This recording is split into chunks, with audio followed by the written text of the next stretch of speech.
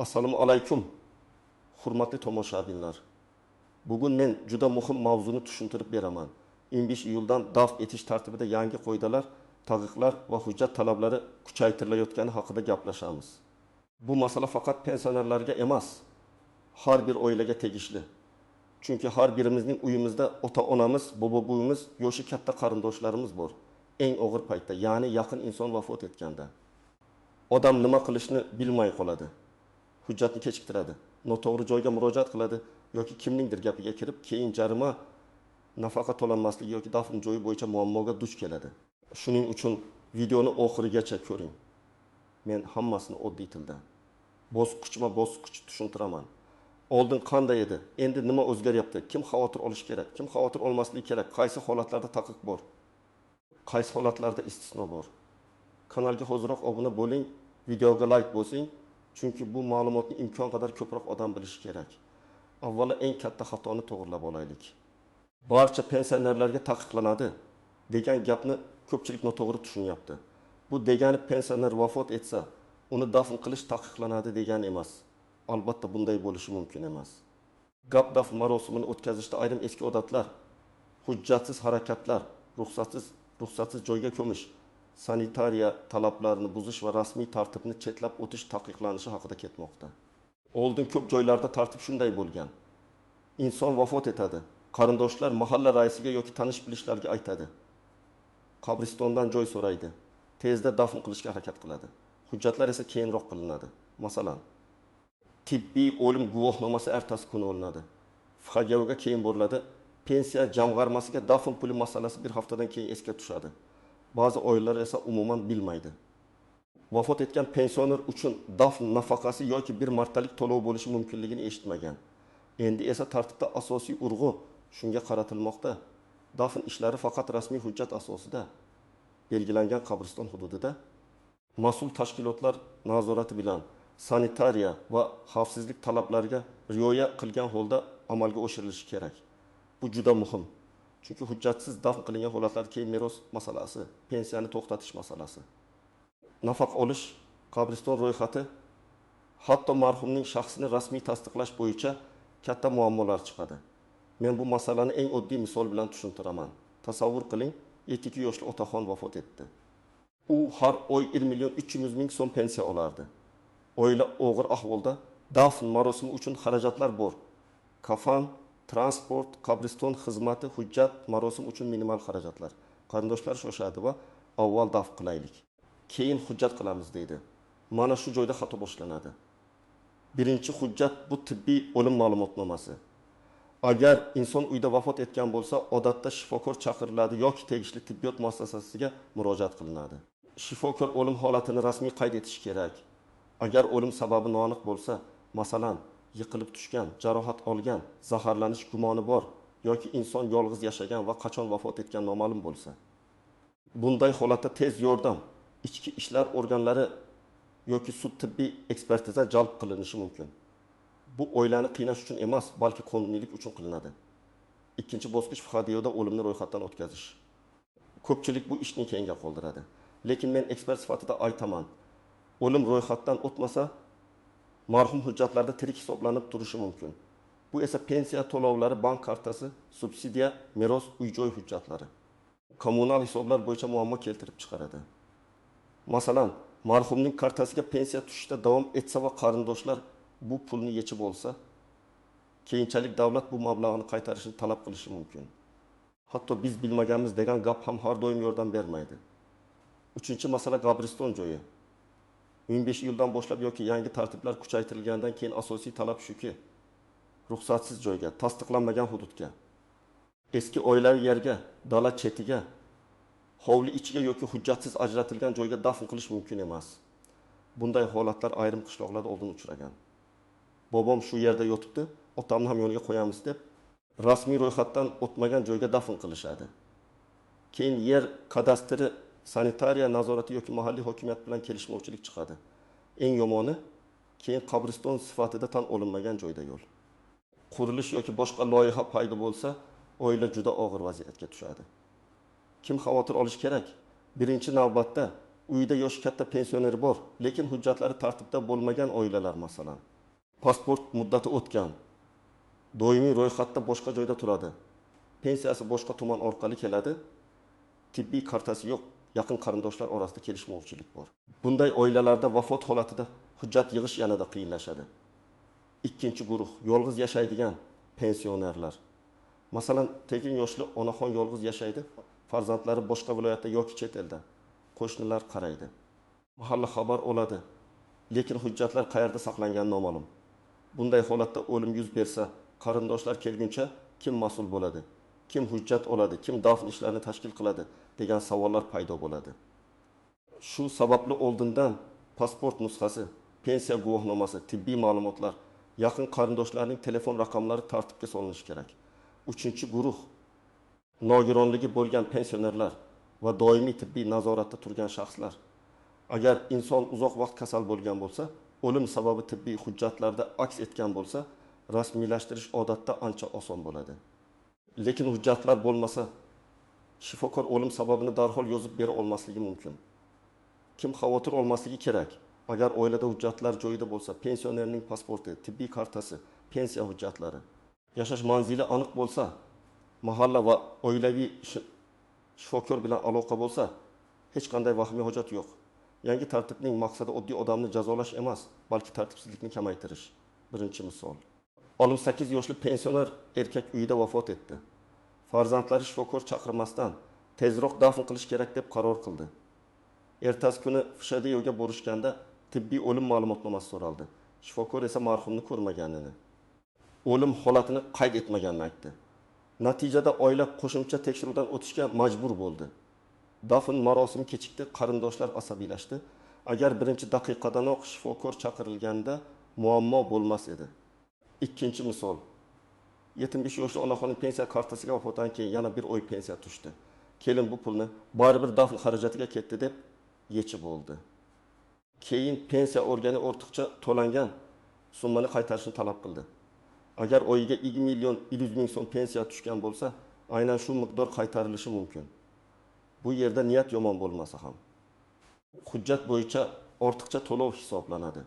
Shuning uchun o'lim ro'yxatdan o'tishi bilan pensiya organlariga xabar berish juda muhim. Uchinchi misol. Bir oila otasini eski oilaviy qabristonga qo'ymoqchi bo'ldi. Lekin u joy rasmiy qabriston hududiga kirmas ekan. Bizning urug'imiz shu yerga qo'yilgan degan gap yetarli bo'lmadi. Yangi talab bo'yicha mas'ul tashkilot ruxsatisiz dafn qilish taqiqlanadi. Natijada oila boshqa rasmiy qabristondan joy oldi. Bu hissiy jihatdan og'ir, lekin qonuniy jihatdan to'g'ri yo'l. To'rtinchi misol. Pensioner ayol chet eldagi farzandining uyida vafot etdi. Jasadni O'zbekistonga olib kelish kerak bo'ldi. Bunday holatda oddiy dafn tartibidan tashqari konsullik hujjatlari, o'lim haqidagi xorijiy guvohnoma, tarjima, tasdiqlash, transport va sanitariya talablari ham paydo bo'ladi. Bu oilaga ancha vaqt va xarajat talab qiladi. Shuning uchun chet elda yashayotgan qarindoshlar ham bu tartibni oldindan bilishi kerak. Endi eng muhim nozik masalalarga o'tamiz. Birinchi nozik jihat. Dafn marosimi diniy urf-odatlarga zid bo'lib qoladimi? Yo'q. Rasmiy tartib diniy marosimni bekor qilmaydi. Marhumni yuvish, kafanlash, janoza o'qish, qarindoshlar bilan vidolashish kabi marosimlar saqlanadi. Lekin bu ishlar tibbiy va huquqiy hujjatlardan butunlay alohida emas. Ya'ni diniy tartib bor, lekin davlat ro'yxati ham bor. Ikkalasi bir-biriga qarshi qo'yilmasligi kerak. Ikkinchi nozik jihat, yuqumli kasalliklar. Agar marhum xavfli yuqumli kasallik bilan og'rigan bo'lsa yoki shunday gumon bo'lsa, dafn jarayonida alohida sanitariya talablari qo'llanilishi mumkin. Bu qarindoshlarni kiritmaslik, jasadni maxsus o'rash, transport talablarini kuchaytirish yoki marosimni qisqartirish shaklida bo'lishi mumkin. Ko'pchilik buni bizni hurmat qilishmadi deb qabul qiladi. Aslida esa bu tiriklarning salomatligini himoya qilish uchun qilinadi. Uchinchi nozik jihat, dafn puli yoki nafaqa. Vafot etgan pensioner uchun ayrim holatlarda dafn etish xarajatlarini qoplash maqsadida bir martalik to'lov berilishi mumkin. Lekin bu pul avtomatik tarzda hammaning kartasiga tushadi deb o'ylamang. Odatda murojaat qiluvchi shaxs hujjat taqdim etishi kerak. Ariza, shaxsini tasdiqlovchi hujjat, marhumning o'lim guvohnomasi, qarindoshlikni tasdiqlovchi hujjatlar yoki dafni amalga oshirgani ko'rsatuvchi ma'lumotlar talab qilinishi mumkin. Miqdor esa amaldagi me'yorlarga qarab belgilanadi va vaqt o'tishi bilan o'zgarishi mumkin. Shuning uchun men doim aytaman, aniq summani o'sha kundagi pensiya jamg'armasi bo'limidan yoki rasmiy manbadan tekshiring. 4-chi nozik jihat, kim murojaat qilishi mumkin? Ko'pchilik faqat farzand oladi deb o'ylaydi. Amalda esa dafn xarajatini kim qilgan bo'lsa, hujjatlar bilan tasdiqlagan holda murojaat qilishi mumkin bo'lgan holatlar uchraydi. Masalan, marhumning farzandi chet elda dafnni ukasi yoki qo'shnisi tashkil qilgan bo'lishi mumkin. Lekin bu yerda og'zaki gap yetmaydi. Ariza, shaxsiy hujjat, o'lim guvohnomasi va zarur bo'lsa, mahalla ma'lumotnomasi kerak bo'ladi. 5-nozik jihat, qarindoshlar o'rtasidagi kelishmovchilik. Masalan, ikki aka-uka otasini qayerga dafn qilish bo'yicha tortishib qoladi. Bir qishloqdagi eski qabristonga, ikkinchisi shahardagi onasining yoniga qo'ymoqchi. Bunday paytda rasmiy hujjat va qabriston ma'muriyati talabi hal qiluvchi ahamiyatga ega bo'ladi. Agar joy rasmiy ajratilmagan bo'lsa, qarindoshlarning istagi yetarli emas. 6-nozik jihat. Marhumning hujjatlari yo'qolgan bo'lsa, bu juda ko'p uchraydi. Pasport topilmaydi, pensiya daftarchasi yo'q, tibbiy karta qayerdaligi noma'lum. Bunday holatda dafnni to'xtatib qo'yish shart emas. Lekin rasmiylashtirish murakkablashadi. Shaxsni aniqlash uchun ichki ishlar organlari, mahalla, FHDYO, tibbiyot muassasasi ma'lumotlari kerak bo'lishi mumkin. Shuning uchun men har bir oilaga maslahat beraman. Yoshi katta insonning asosiy hujjatlaridan nusxa olib alohida papkada saqlang. 7-nozik jihat. Tanish orqali hal qilamiz degan fikr. Eski odat bo'yicha odamlar qabristondan joyni tanish orqali olmoqchi bo'ladi. Lekin yangi tartibda ro'yxat, ajratilgan joy, sanitariya masofasi, qabriston xaritasi, dafn kitobi muhim bo'ladi. Bugun tanish yordam bergandek ko'rinadi. Ertaga esa qabriston ro'yxatida marhumning joyi chiqmay qolsa, oilaning o'zi qiynaladi. Endi men sizga aniq harakatlar rejasini beraman. Bu ro'yxatni eslab qoling yoki videoni saqlab qo'ying. Birinchi qadam, agar uyda yoshi katta pensioner bo'lsa, uning hujjatlarini tartibga soling.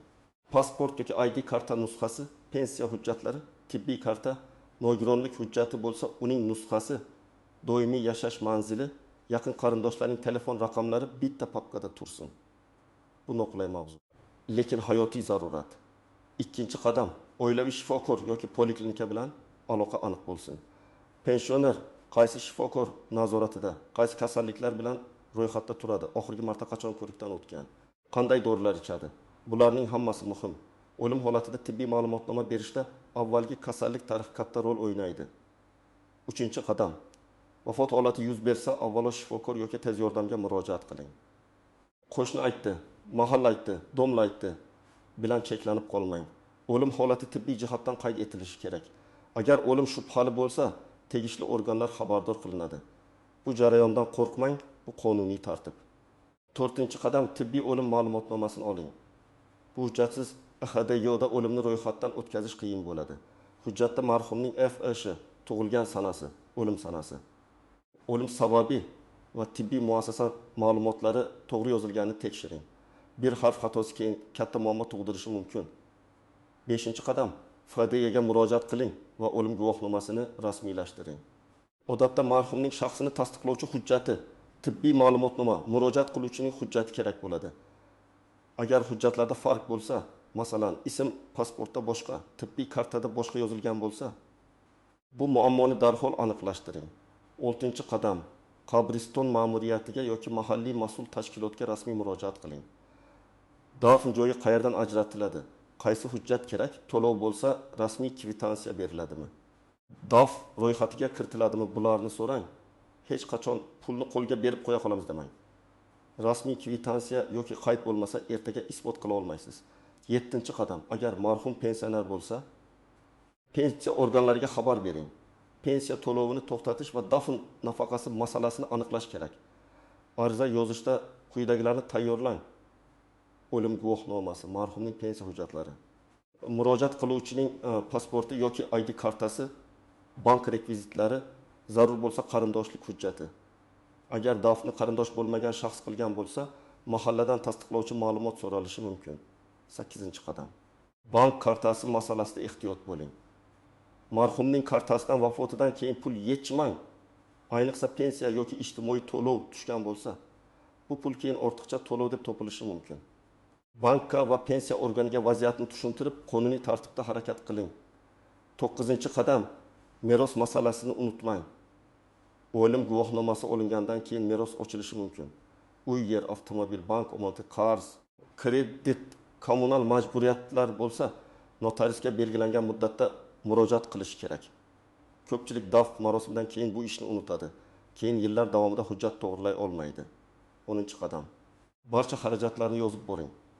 Agar dafn xarajati uchun nafaqa yoki yordam olish kerak bo'lsa, kim nima to'lagani, qaysi xizmat uchun qancha ketgan, kvitansiya bor yo'qligi muhim bo'lishi mumkin.